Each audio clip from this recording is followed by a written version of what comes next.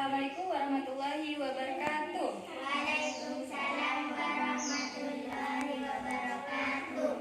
Kali ini kita akan belajar tentang keteladanan Nabi Ayub. Apakah kalian suka belajar tentang keteladanan Nabi Ayub? Suka.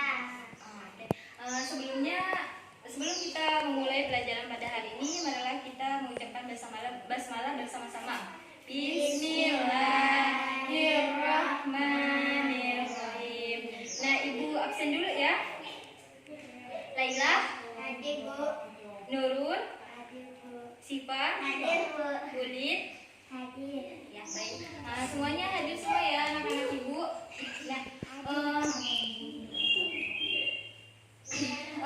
mengenai tentang keteladanan Nabi Ayub. Nah, ini kan menyangkut tentang Nabi. Di sini siapa yang hafal 25 Nabi? Nah, Ibu sebut ya. Laila hafal? Lihat.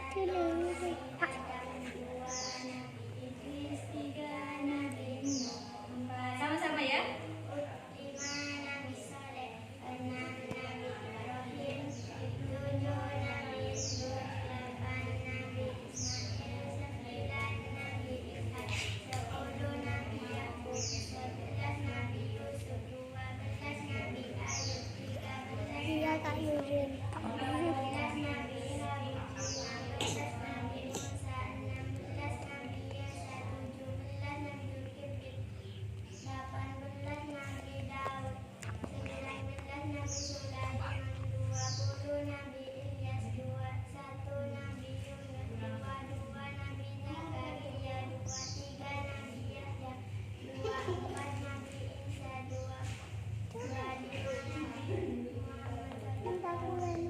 Iya, karena Laila sudah hafal, maka kita bertepuk tangan untuk Laila.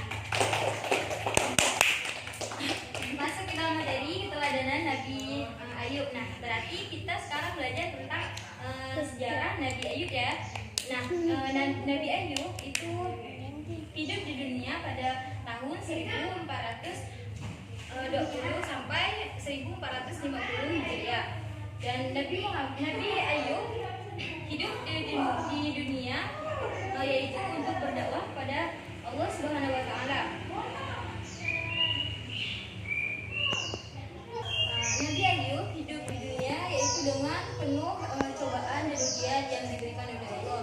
Nah, salah satunya adalah dengan habisnya harta benda Nabi dan meninggalnya anak-anak yang soleha dan soleh yang meninggalkan Nabi Ayub, dan juga Nabi Ayub ini menderita penyakit yang menggorokiti tubuhnya yang selama 7 tahun lamanya, dan itu baru sembuh ketika Nabi ditinggalkan oleh istrinya. Lalu Nabi berdoa kepada Allah untuk segera disembuhkan, dan atas izin Allah Nabi Ayub itu kemudian sembuh karena dengan memijat tanah. Dan ketika Nabi Ayub sedang berjalan, kemudian ada seorang malaikat yang berkata, "Aku tidak pernah melihat Nabi setakut dan sesabar Nabi Ayub di dunia ini." Dan kemudian ucapan sang malaikat didengar oleh iblis. Kemudian iblis berusaha menghampiri Nabi Ayub untuk menggodanya dengan berbagai cara. Nah, caranya yaitu waktu Nabi Ayub berdoa, bersolat untuk beribadah kepada Allah, kemudian iblis pun datang lalu berkata, "Wahai Tuhanku, Nabi Ayub itu tidak ikhlas untuk beribadah kepadamu. Dia tidak bersungguh-sungguh untuk beribadah kepadamu. Dia hanya takut jikalau dia tidak beribadah, hartanya akan lenyap dan dia tidak akan menikmati kemewahan yang dia miliki." Dan kemudian Allah pun menjawab. Allah berfirman, "Sesungguhnya Ayub adalah seseorang hambaku yang sangat taat kepadaku. Ia seorang mukmin sejati. Apa yang dilakukan untuk mendekatkan dirinya kepadaku, yang didorong oleh iman yang teguh dan taat yang bulat kepadaku." Dan iblis pun tidak Dan iblis pun tidak berhenti di situ saja untuk menggoda, untuk menyesatkan dan menggoda Nabi Ayub. Kemudian iblis pun berubah menyerupai seorang laki-laki tua, dan iblis pun berkata, laki-laki tua itu berkata kepada Ayub, Wahai Ayub, kasihan sekali kamu. Dulu kamu adalah seorang yang kaya raya. Kau banyak ternak, banyak harta, dan tahta yang kau miliki. Tapi sekarang apa? Semuanya meninggalkanmu, menghilang, dan kemewahanmu diambil.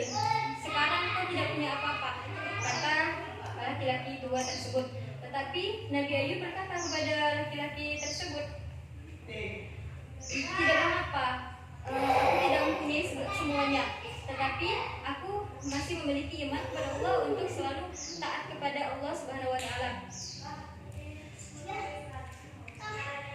Sadarkah kamu bahwa semua yang kita miliki adalah titipan Allah, dan semata-mata jika Allah ingin mengambilnya, Dia akan mengambil kapanpun jika Allah kehendaki. Dan iblis pun tidak berhenti di situ saja menggoda Nabi Ayub. Kemudian iblis pun datang kepada istri Nabi Ayub, dan ini merupakan cara yang jitu untuk menghancurkan Nabi Ayub agar dia meninggalkan Allah dan tidak taat lagi kepada Allah, yaitu dengan cara menggoda istrinya, dan istrinya pun menggoda. Lalu istri Nabi Ayub kemudian berkata kepada Nabi Ayub, wahai suamiku, dulu kita adalah seseorang yang dermawan. Dulu kita mempunyai banyak harta, tahta, ternak, dan dikelilingi dengan anak yang soleh dan soleha. Tapi sekarang semuanya telah lenyap. Kenapa kamu tidak berdoa kepada Tuhanmu, ya suamiku? Kenapa kita selalu berada di kehidupan yang sangat rumit seperti ini? Sedangkan engkau sekarang digerogoti dengan penyakit yang tidak kunjung sembuh.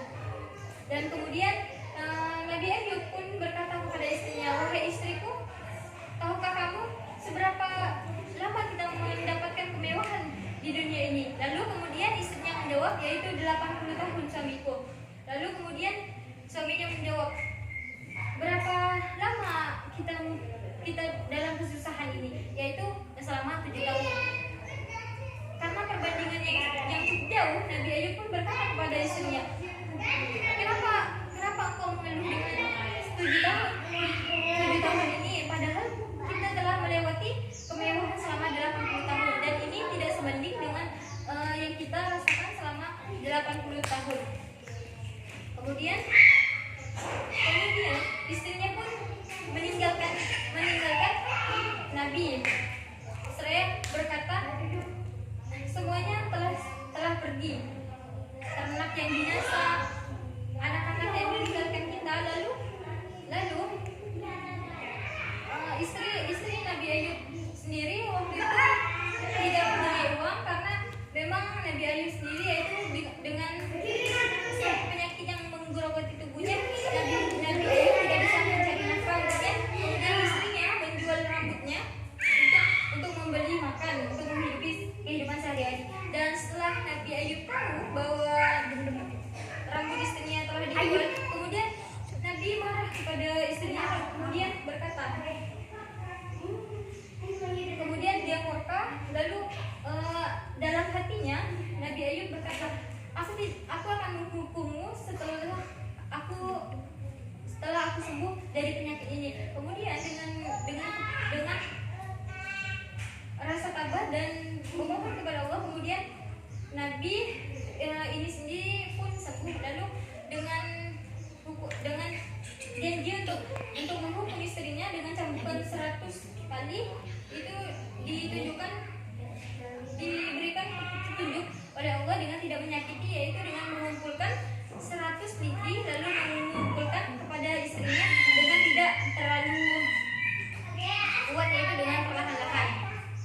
Tapi itu termasuk dengan telah Nabi Ayub telah melunasi janjinya untuk menghukum istrinya. Sifat yang dimiliki oleh Nabi Ayub yaitu ada 3 sifat, yaitu yang pertama adalah sabar, yang kedua dermawan, dan yang ketiga adalah maaf. Karena sifatnya yang sangat sabar, maka Allah telah memilih Nabi untuk menjadi rasul, dan ketika menjadi rasul pastinya akan banyak cobaan yang akan menghampiri jika menjadi utusan Allah, yang yaitu